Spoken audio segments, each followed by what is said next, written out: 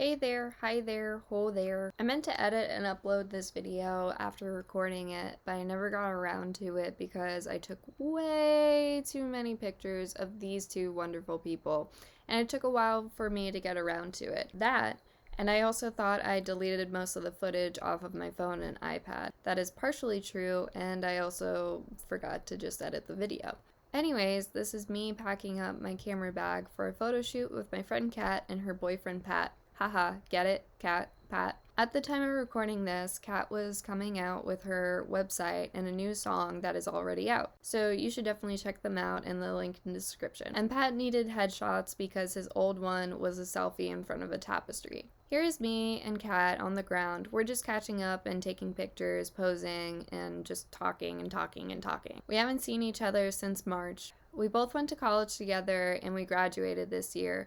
We were really upset about all the senior stuff getting canceled, her tour getting canceled with her band, and my trip to Ireland. Anyways, enough sad stuff. The location we were at was really pretty and we lucked out on some perfect weather that day. I think we were at the highest point in Connecticut. Don't quote me on that, but it was still pretty cool. We went back and forth to different trees and backgrounds, but the majority I edited were by the trees. I also made Pat my assistant for holding my reflector when I needed it. Don't you guys love his suit? It's so blue. I brought a red scarf with me to use as a background artsy type of thing, do a cool effect, which I made Pat wave around in this time-lapse clip. Now it's Pat's turn. We took a lot of funny pictures of him and we just kept cracking jokes the entire time. Kat turned into my assistant this time, which was weird because I usually always take pictures of her. Like, literally. Go see my Instagram and you'll just see her and her violin. I just realized I never mentioned that she's a violin player earlier, but I think you were able to tell. Pat's also a trumpet player if you weren't able to tell. By now the people that already follow me on Instagram have already seen the end results of this, but if you're new, go check them out. Now here we're in the gazebo because we wanted to be inside and outside all at the same time. These next couple of shots are just me telling Pat how to pose and where to look.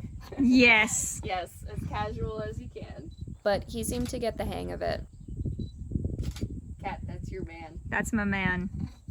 I enjoy doing photo sessions with musicians and actors a lot because they seem to know how to look, pose, and just make things a lot easier than other photo shoots I've done. Also, excuse how loud the shutter on my camera is. Mine is an old model that I've had for a couple of years. I'm so used to the sound, but hearing it in the video is kind of bothering me. Like the window? Also, look how Pat is posing in this.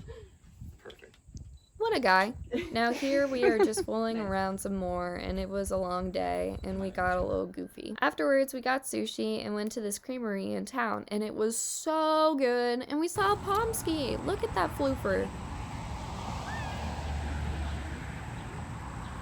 The next day, I started the process of editing pictures on my iPad while I was waiting for calls at work. After that, I took a train down to Brooklyn to visit my boyfriend Brian. And I saw another dog on the train! The train ride was fine. It's crazy seeing more and more people on the trains now compared to how it was back in March. They aren't crazy crowded. People only sit next to each other if they're in a group going down to the city together. I don't understand why people are saying that New York City is dead now. It's slowly getting back to where it was. People are just taking extra precaution because New York City was hit the hardest during this pandemic. So if you're in a situation like me where your laptop isn't functional and your only option is to edit your pictures on your iPad, here's how you do it.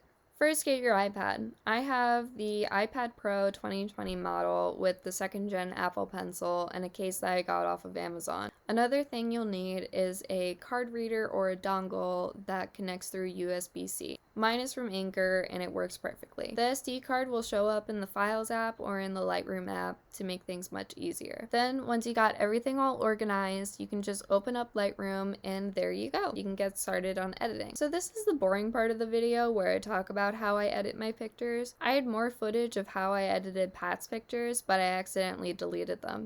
Pat, if you're watching this, I'm sorry. No, I'm not.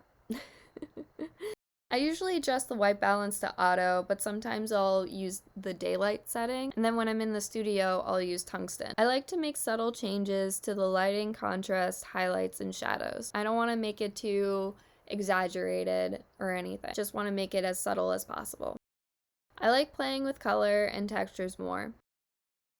So with these pictures, I didn't want to make her look orange or yellow, but that's what I get for using the golden side of the reflector. I tried speeding up this clip in post, but if it's too long, I'm sorry. And then once you're done with the finishing touches of your photo, bing bang boom, you're done. Now it's time to edit 500 more pictures. After editing a bunch of pictures, I decided to record Columbo getting high off of catnip.